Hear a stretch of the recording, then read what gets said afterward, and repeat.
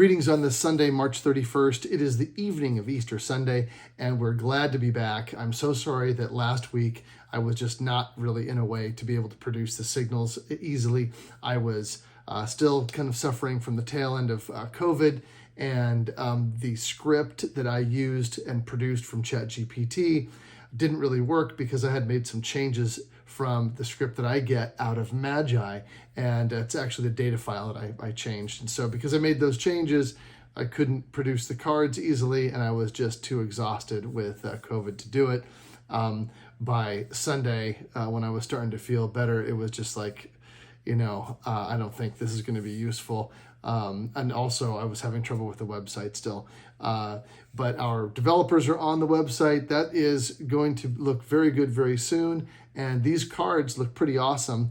I redid the script from ChatGPT that runs against the data file. And I'm going to show you all of that in just a second. Before I do, remember, this is cool stuff. It's machine learning on 5 years of price action plus on 170 stocks, the heavily most traded stocks in US equities. And we're really happy to show it to you. It's cool. We want you to track our progress and keep up with us, but it is not financial advice. We're not financial advisors. We're not professional traders, and do what you will with the data. But if you're trading, trade at your own peril. Even great traders make losses or create losses for themselves. So be very careful out there when you're trading. And if you do use our signals as part of a set of indicators that you are getting from some other source or your own analysis, that's great.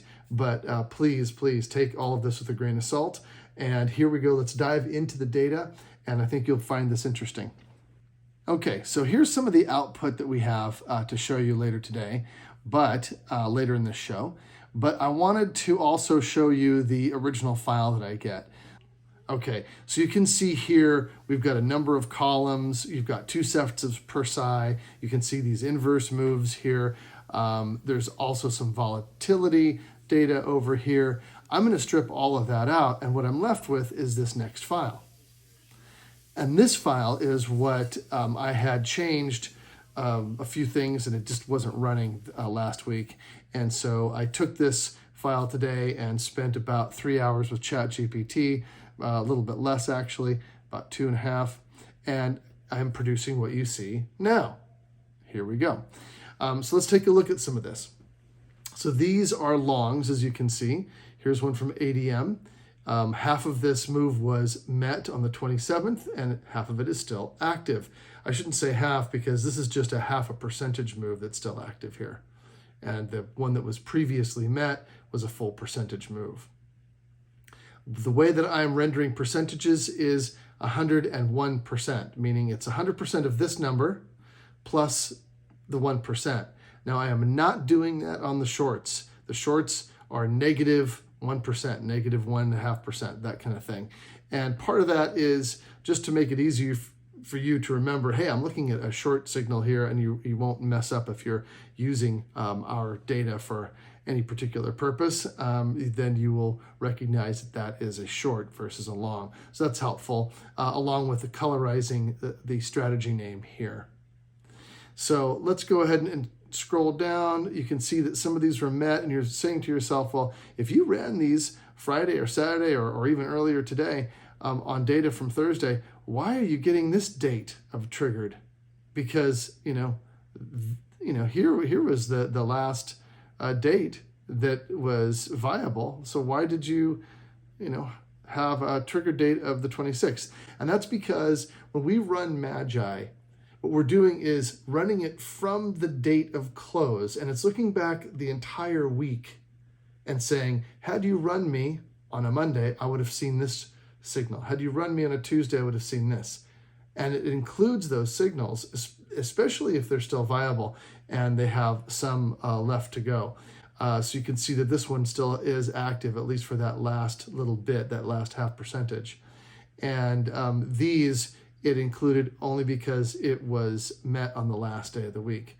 So I wanted to include anything that it showed us and give you a sense of its accuracy. So here we go. Here's ADM triggered on the 27th. You can see that's still active. And you can see this one, 27th, AKAM, still active. You've got the entry price here of $280.82 for Amgen, AMGN.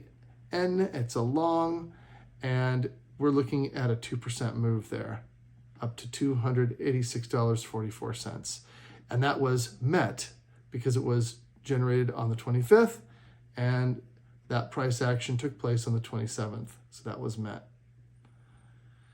Here's one that's still active for Amgen, and it was generated on the 27th. Still active for a 1.5% move, starting at 286.30 and going up to 290.59. And I'm just going to go ahead and scroll through these pretty quickly so you can see for posterity what we've produced here. And if you see anything you like, you can just pause. I want to make sure you have a chance to see all of these because they're not yet on the website. They will be on the website very shortly, probably within the 3rd or 4th hour of the trading day tomorrow.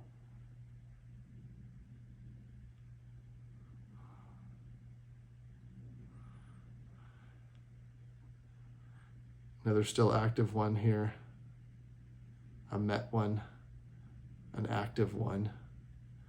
These are active. FSLR, I might take those. I like anything that's got about a 2% move on it, something that's predicted to be a little bit more volatile. And part of that's just because it's easier to get in and out of the trade.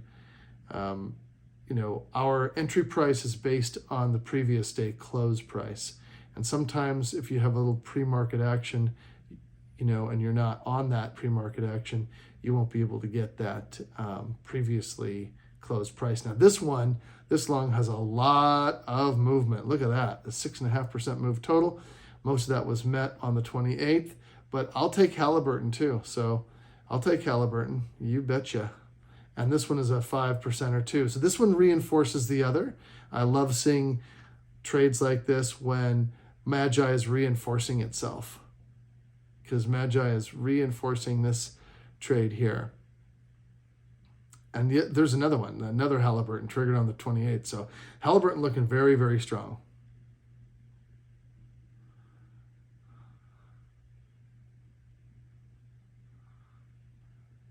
We have a number of little ones. And I will say that there are some other analysts that I follow.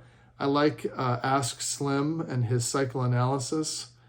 Peter Eliades does a cycle analysis that I liked and I subscribed to for a while, but I found that my trading style and the way he presents the information isn't quite conducive for me. I think it would be fine for other people, but for me, Slim kind of slightly edges out Peter Eliades when it comes to cycle analysis, and I get a great deal of value out of watching Slim's free content. And if you're looking for, general market analysis and technical analysis, especially cycle analysis, I highly recommend his stuff for sure.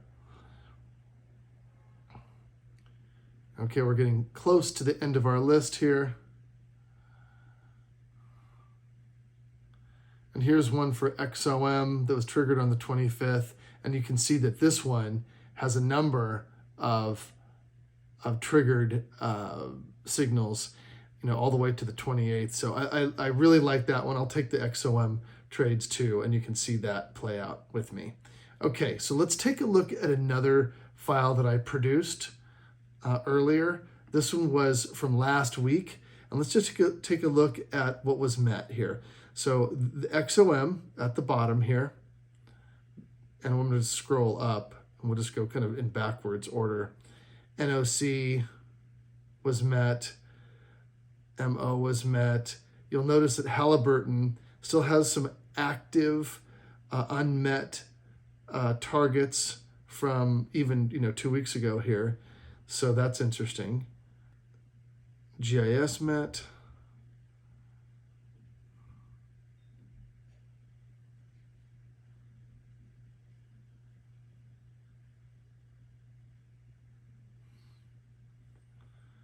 and ADM. So that's where we're going to finish off with the longs. Let's go into shorts. So we have ATM short here. This one's still active. It was generated on the 26th.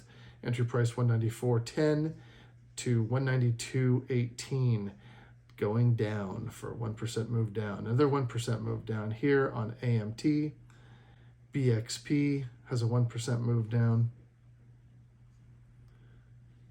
CCI, 2% move down. It's still active, it says.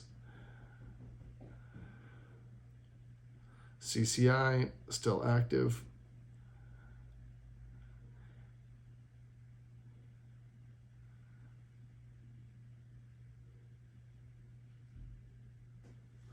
DLTR still active. EL still active.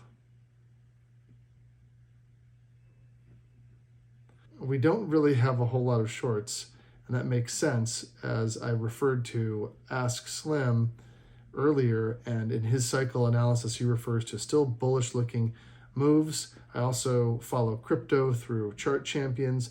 They are also calling for bullish moves, as is Cysteine Research Forest's channel. Looks bullish still, according to most of the analysts there.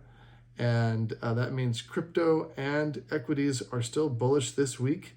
We could have a turnaround at any time, of course, but MAGI doesn't see a whole lot of shorts here. So generally speaking, it looks like kind of a bullish scenario with more long signals than short signals.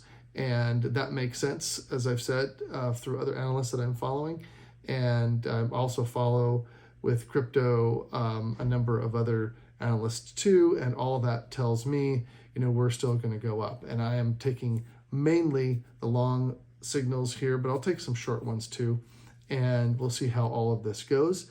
Please follow, like, share, all that good stuff, and be on the lookout for changes on the website. You should be able to make your account on the site now, and you'll see the updated data there probably within a couple of hours of the trading day on Monday. Thanks so much for tuning in, and follow the MAGI and share with others. Thank you.